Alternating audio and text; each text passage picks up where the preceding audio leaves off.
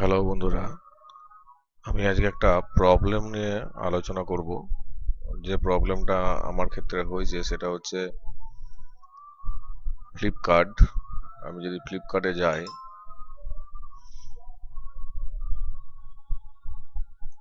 Flipkart খোলার সাথে সাথেই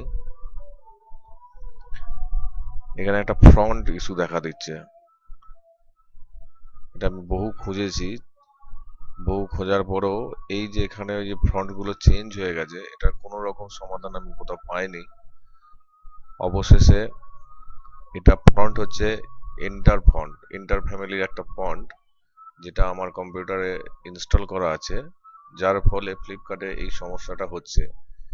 এই সমস্যাটাকে সমাধান করতে গেলে আমাদেরকে যেটা করতে হবে সেটা হচ্ছে ওয়েব পেজটা আমি বন্ধ করে দেবো, দিয়ে আমি এখানে ফন্ট খুঁজবো।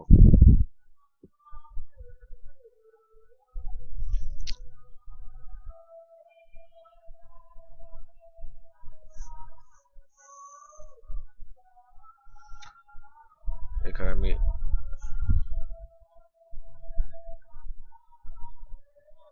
এই যে এই ফন্টটা আমি এখান থেকে সিম্পলি ডিলিট করে দেবো।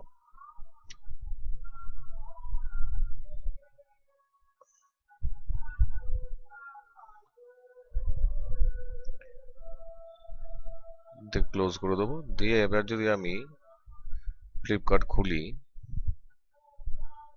তাহলে কিন্তু আমার এই সমস্যাটা যেটা হচ্ছিল সেটা কিন্তু পুরোপুরি সলভ হয়ে গেছে, দেখবো।